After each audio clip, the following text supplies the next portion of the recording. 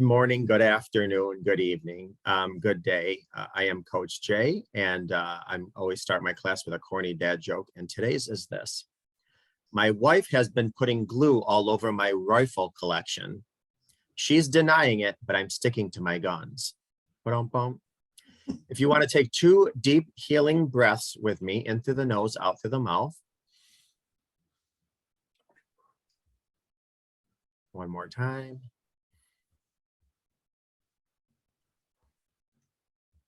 All right. This class is not so much about trauma or betrayal, but I did want to give a class on difficult people as the holidays are around the corner and the majority of us have some tricky or difficult people in our lives. You know, that person in your life that causes at times grief, especially when you walk away and you reflect, you're thinking, I don't feel so good about myself. There's just something about them and your relationship that isn't working, and maybe you feel a loss as to how to make it work.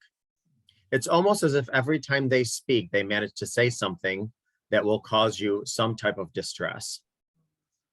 You've gathered your opinions about why your relationship with them is strained. Maybe you even think they're unkind or condescending or needy, maybe even self-centered, clueless, or flaky. If only you didn't let them fluster you so much. If only you knew just the right thing to say to them for them to be a little bit more considerate. If only they would see how much they're hurting or annoying you, she or he might want to change their behavior. So you just don't know what to do, short of putting up with it and avoiding them altogether. Unfortunately, sometimes around the holidays, it's hard to do. But if you can't avoid this thorny person and you must find a way to get along, or this annoyer is your partner or family member, and oftentimes that is the case, and you really want the relationship to be free of tension or bickering, keep listening. It's easy to get stuck in thoughts of how difficult this person is or how miserable they're, quote, making you. But this approach is counterproductive. Why? Because as long as you focus on the other person, you're not getting closer to dissolving the issue. You can't change anyone's behavior or who they are. All you can do is change your thoughts and behavior. And by doing so, possibly alter the dynamic of your relationship with the other person. I always tell people boundaries are like religion. They're not for other people. They're to control ourselves. So we have boundaries, which are our own life rules. And if people want to step into our inner circle and respect those boundaries, fine. But regardless, those are our expectations, our boundaries. So we don't necessarily make boundaries because there's somebody else's rules to follow.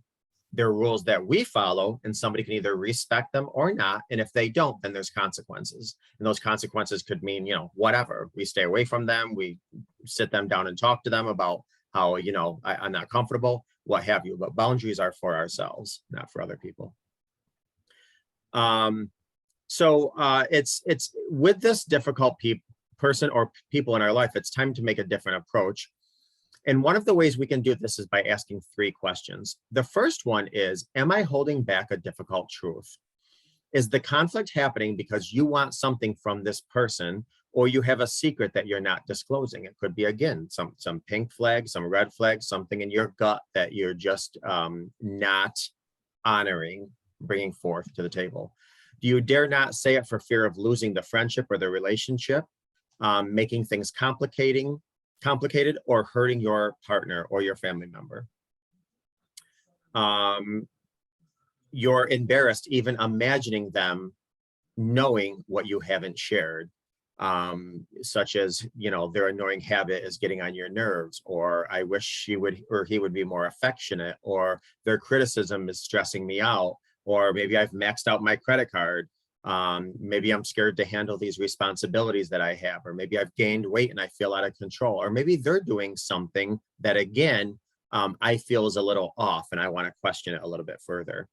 You may also believe it's necessary to hold back a difficult truth because it's not a good time, or you think the problem will resolve itself. I talk to a lot of people outside of PBT that really, really want a divorce. They just don't want to tell their spouse because it's around the holidays. The truth is, holding back in difficult times, you're not actually sparing somebody's pain. Most people in close relationships have a sixth sense about things being, quote, off. And we all have that. You know, how many times, like, do you remember from your childhood, you asking a parent, are you upset or why with us? And they unintentionally gaslight you and say, no, no, no, everything's fine. In your gut, you know something's off. We do the same thing with family members, friends, and partners. Most people in close relationships have a sixth sense about things being off. Chances are pretty good that this person already knows you're upset with them. They just they can't quite put the finger on exactly why, or they may be making false assumptions that they are way off track.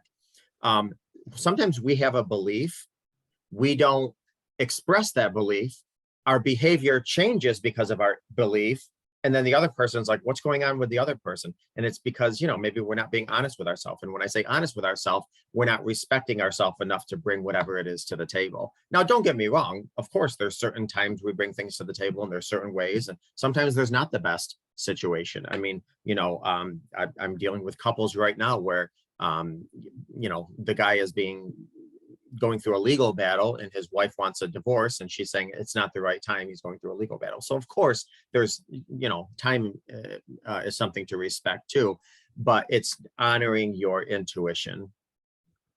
Holding back the truth may be causing both of you to feel on the edge and unsettled. Over time, it could lead to the very outcome you're trying to avoid: distrust, withdrawal, and distance. Only authenticity and open communication builds a thriving relationship. And again, this is with anyone: your partner, your spouse, your friend, your family member, a neighbor. Question number 2, what am I really feeling right now? You know, if you're mired in thoughts of how the other person is wrong, or how you wish that your loved one would change so that you could finally relax and be happy, you probably haven't given a lot of attention to how you may be really feeling. You may be thinking, I'm in a bad mood, or that's just how I'm feeling. But seriously though, so many of us don't like to pause and really give a curious attention to our deepest emotions. Instead, we avoid our feelings by venting, blaming, judging, or stuffing our face with snacks to chew on whenever anything is upsetting us. And for those that have compulsive behavior, addictive behavior, impulsive behavior, this is when we run to food. This is when we run to porn. This is when we run to drugs and alcohol. Unless you get to the core of what you're feeling and how to express that feeling, you'll always think that the problem is somebody else. And if they're the ones that need to change. So let's say it again: the only person we can change is ourselves, and that change starts with presenting the whole truth of what you are feeling. Yeah, I mean, a lot of how we feel is not so much the occurrence of what happened; it's our interpretation of it, or how it hit us at our core.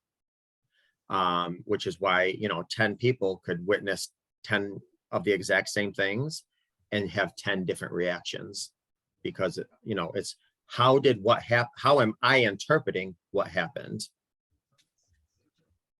And the last one, number 3, am I demanding from another what I am unwilling to give myself? You know, you believe you're dealing with a difficult person because they're rude, or they're critical, or they're uncaring. You want this other person to change in order to open the faucet to love, regard, support, and respect and give you the respect that you deserve. But unless you're willing to give yourself love, support, and respect, you'll never be satisfied with what others give you, which is why I always say the relationship you have with yourself sets the tone and standard for all other relationships around you. If you are very easy to forgive yourself, it's easier to forgive others. If you do your best to understand yourself and give yourself compassion, it's easier to give others compassion as well. How do you know if you're not giving yourself what you need? Does your internal dialogue sound like a run-on record of self-criticism and judgment, or the should-haves, or why didn't I do this, or the regrets? Do you want others to, quote, get it together, but you secretly know that you're not always on top of things? Are you bearing boredom, despair, loneliness with anything: food, drugs, the media, porn, any other healthy substances or behavior? If your answer is yes, then no, you're not giving yourself what you need. You're distracting, you're numbing, you're avoiding. And unless you are willing to give yourself the self-regard and respect that you expect from others, no one else will be able to satisfy that desire in you. And you'll see others as broken and less than. Similar to, I mean, I always say, when somebody sends us a text or we read something, we're not necessarily reading what they wrote, we're reading who we are. Because again, we interpret things, there's a moment from when we read something to where it settles in us, where we interpret it. Just like there's a moment from the time we find out a betrayal until we interpret it, there's an interpretation, there's a story we build. That story could immediately be, they were injured, this is on them, I had nothing to do with it, to, oh my God, I lack this, I'm unlovable, I'm unworthy. So there's a moment between the discovery and where it's processed, where we create a story of it. If you ask yourself what you're holding back, what you're feeling, and what you're demanding that you can't give yourself whenever you're just dealing with a hurtful or difficult person in your life, you may just want to discover something surprising, which is the way that being in harmony with that person is not through convincing, arguing, blaming, but by just being curious about hidden source of conflict. I always say that, coming to the table with curiosity rather than expectation really helps create a non-judgmental zone. And you don't want to be judgmental because, for many reasons. I mean, unless you're exactly that person, not even walking in their shoes, unless you are exactly that person, there's things you're never going to understand. Often, conflict's hitting source lurks behind something that we're not saying or acknowledging about ourselves. I just said, from the time we read something or discover something to the time we process it, we tell ourselves a story about it. That's why it's so valuable to take time now to learn ways to speak honestly and know what you're feeling, and get to know yourself, love yourself, give yourself self-compassion, self-understanding, self-patience, so you can apply all of these to the world around you. It's only when we understand ourselves fully that we can begin to manage conflict in any manner of difficult people without it consuming our energy and well-being. I don't know if you ever heard the saying, there's a saying in psychology and it goes like this. There's something about that person I don't like about myself. And full disclosure, and I can't believe I'm admitting this, a couple of years ago, I was at a party and there was a young guy there, probably about 2 years older than myself. And he just had the attention of everybody at the party. He just had the attention. And I thought to myself, what an attention whore, which I was so judgmental. And then that night I was thinking in bed, oh my God, I think I was jealous. I think I was jealous of him because I like the attention and usually that's me when I go to a party. I'm the one that has everybody laughing, the crowd around me on the dance floor. I'm that, gregarious, person. And so I felt jealousy. So it was interesting how sometimes we judge other people, but it's stuff within us really that we got to take a good look at. So that was a nice little mirror in my face and something I really had to think about, ponder, reflect on, and work through. Anyways, when we take responsibility for our feelings and needs, we create an equal playing field in our relationships. Relationships and harmony only occur among equals. Anything else becomes a power struggle of who's right and who's wrong. And I'll end this by saying, or reminding those watching that again, boundaries are not for others, boundaries are for ourselves. Boundaries, I said this in the beginning, are like religion. We don't force them on others, rather they are rules that we live by and hold ourselves accountable to. So if our boundary is we don't kiss on the first date, it doesn't really, it does matter if somebody's being forceful, but it doesn't matter what anybody else's thoughts or intentions are. We don't kiss on the first date. So I'm not going to, period. That's my boundary.